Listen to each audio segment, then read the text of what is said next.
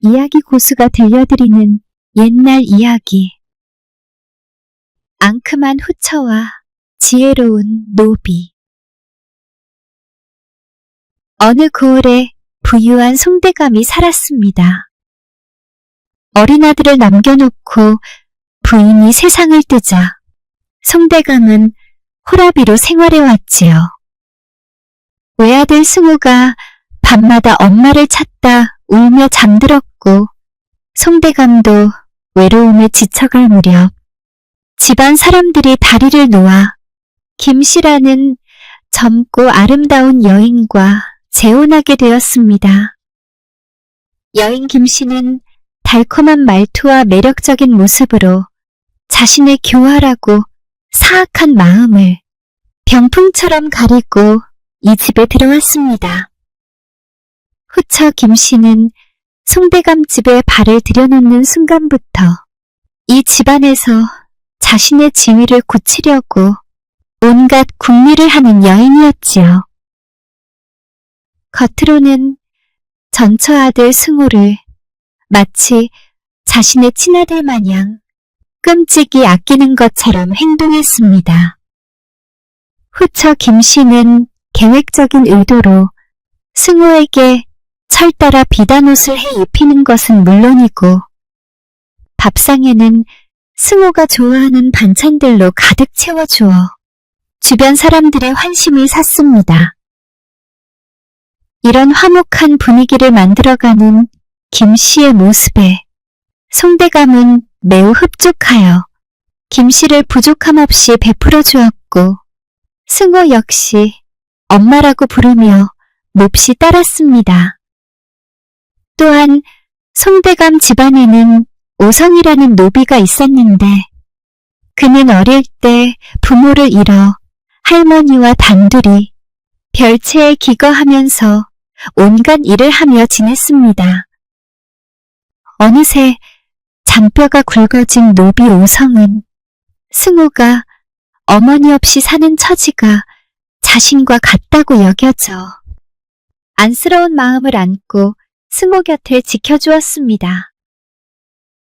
그것을 알고 있는 송대감도 오성이를 아끼며 잘 대해주었습니다. 청년 노비 오성이는 이목구비가 뚜렷한 얼굴에 울끈불끈한 팔뚝과 튼실한 허벅지로 시원스레 일도 잘했습니다. 후처 김씨는 집안의 하인들 중 특히 이런 남자다운 오성이에게 은근히 끌렸습니다. 집안 잔치 끝에 떡이며 과일 같은 것이 남으면 김씨는 이런 음식을 오성이에게 직접 싸주며 부드럽게 말했습니다. 이거 할머니에게 갖다 드리게. 그리고 일하느라 애 많이 썼으니 오늘은 일찍 들어가 푹 쉬게나. 오성이는 후처 김씨가 자신의 할머니에게 베푸는 배려에 감격하여 무척 감사하는 마음을 갖게 되었습니다. 작은 마님은 얼굴만 고운 게 아니고 마음까지도 참 고우시구나. 내가 더 잘해드려야겠다. 그렇게 지내다 보니 가끔 후처 김씨가 오성이를 마주할 때 빤히 쳐다보고 야릇한 미소를 보일라 치면 오성이의 귀는 빨갛게 달아올랐습니다. 또 오성이는 뒤뜰에서 자신이 장작을 패고 있을 때 김씨가 지나다가 등 뒤에 멈춰서서 자신을 한참이나 쳐다보는 눈길을 느낄 때면 이 순진한 총각은 가슴이 방방 뛰는 것을 억누르려고 애썼지요. 내 가슴이 왜 이러지? 그러나 변함없이 충성스런 오성은 송대감 집안일이라면 몸이 부서지게 최선을 다하며 살았습니다. 어느덧 태기가 있던 후처 김씨가 아들을 낳게 되었고 전처 아들 승우는 15살이 되었지요. 그러자 후처 김씨는 승우를 빨리 혼인시켜야 한다며 서두르기 시작했습니다. 송대감도 반대할 이유가 없어 그 의견에 찬성하며 며느리감을 찾기에 이르렀습니다. 남자는 15세, 여자는 14세부터 혼인할 수 있었고 본인의 뜻과 상관없이 집안 어른들끼리 결정하던 때였으니까요. 사방팔방 신부감 물새 끝에 드디어 차암한 처녀를 만나게 되어 승호의 혼례식을 치르는 날이 되었습니다.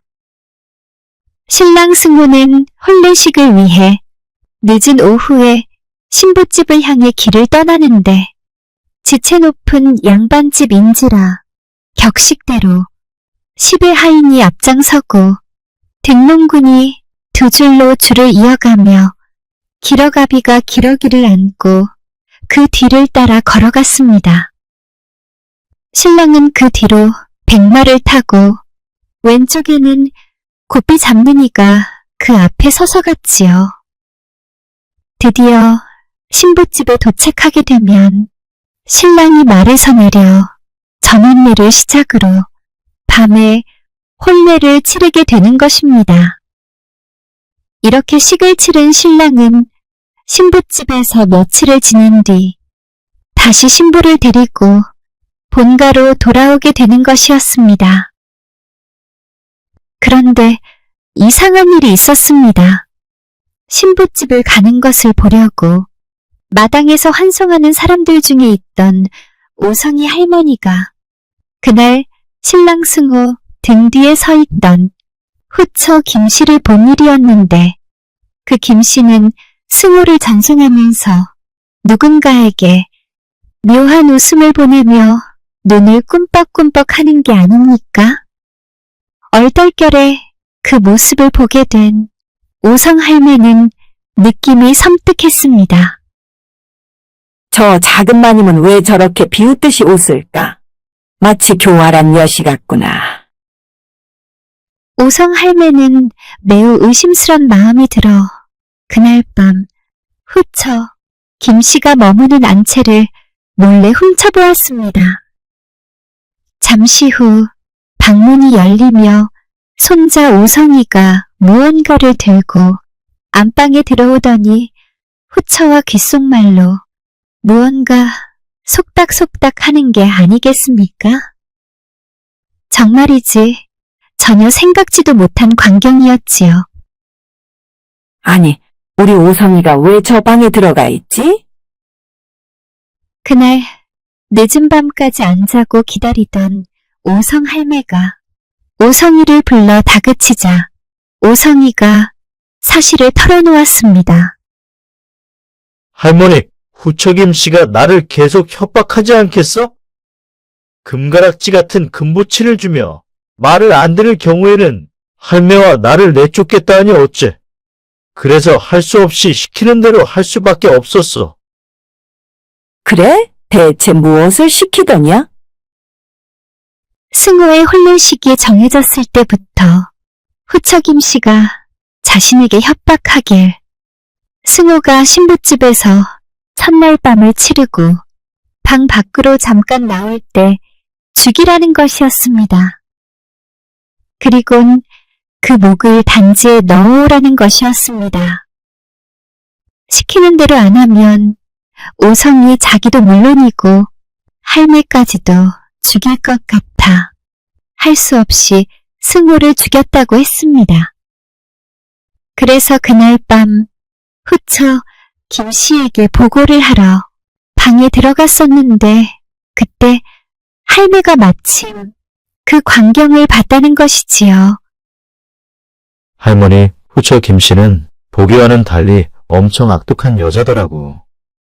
그 여자는 자신이 낳은 아들에게 유산을 다 받게 하려고 승호를 죽여 없앨 계획을 진작부터 한 것 같아. 전부터 것과 다르게 승호를 구박하는 것을 내가 자주 봤어, 할머니. 아무튼 비밀이니 아무에게도 말하지 마라, 응? 한편 첫날 밤에 새신랑이 사라지자 신부집은 극도로 혼란에 휩싸였습니다. 사람들은 신부가 처녀 시절에 사귄 간부와 짜고 신랑을 죽여 어딘가에 버렸다고 의심을 했습니다. 억울하고 기가 막혀 무죄를 주장했지만 어느 누구도 믿어주지 않았습니다. 이에 절망에 빠진 신부는 누명을 벗고자 남장을 하고 신랑 집 근처로 잠입하여 단서를 찾으러 다니기 시작했습니다.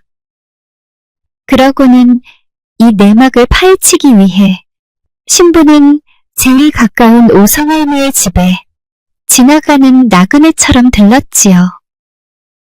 그리곤 신부는 할매의 환심을 사기 위해 곡식과 옷가지를 선물로 주며 한 가지 부탁을 하기에 이르렀습니다.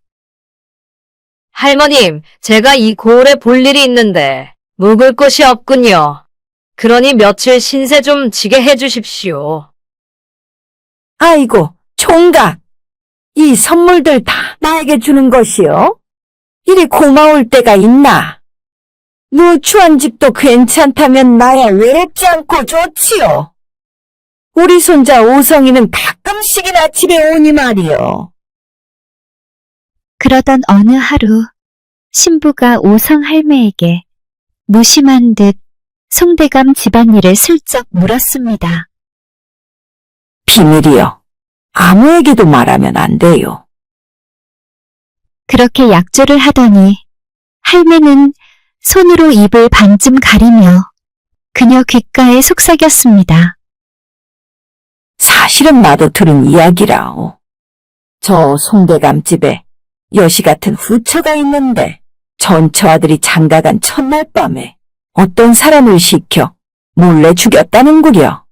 몹쓸 여자 같으니라고. 그래요? 그런데 어떤 사람을 시켰다는데 몰래 죽였다는 그 어떤 사람이 누군지 혹시 아세요? 제발 말 좀 해주세요. 제 목숨이 걸린 일이랍니다. 목숨이 걸린 일이라니요? 아이고, 댁은 누구요? 그제서야 신부는 남장을 한 옷차림을 벗어던지고 머리를 풀어헤치며 여자임을 밝히고 울부짖었습니다. 할머니, 제발 자세한 이야기를 좀 해주세요. 제가 그 집 며느리입니다. 신랑을 죽였다는 억울한 누명으로 지금 제가 죽게 생겼습니다. 아이고, 내가 잘못했소이다. 우리 손자가 이야기하길래 반은 믿고 반은 거짓말 같아 그냥 말이 나왔는데 아유, 이를 어째 우리 손자를 살려주시오. 아무튼 알았습니다. 제가 더 자세히 알아보겠으니 손자에겐 절대 말하지 마시고 기다려주세요. 제발요. 이 늙은이가 노망이 났구나. 내가 죽을 때가 되었어. 아무 말 말아야 하는데. 아이고, 이거 큰일 났네. 오성 할매 집에서 나온 신부는 곧장 친정집에 가서 부모님과 의논을 했습니다.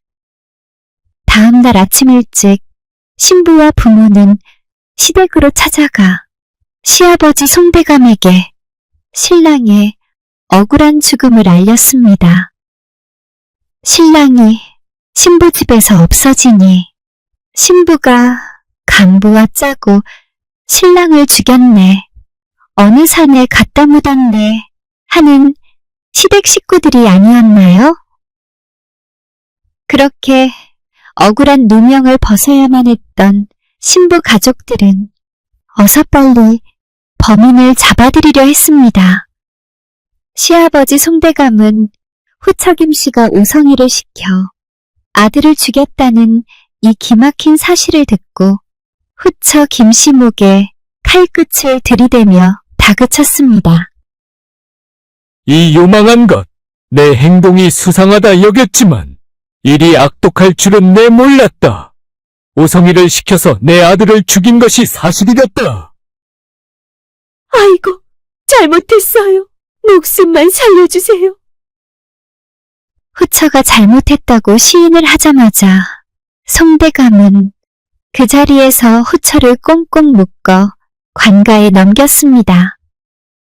그런 후 송대감은 충격에서 겨우 정신을 차려 아들을 죽였다는 노비 오성이를 잡으러 달려가니 오성이와 오성할매 두 사람은 흔적도 없이 사라진 뒤였습니다.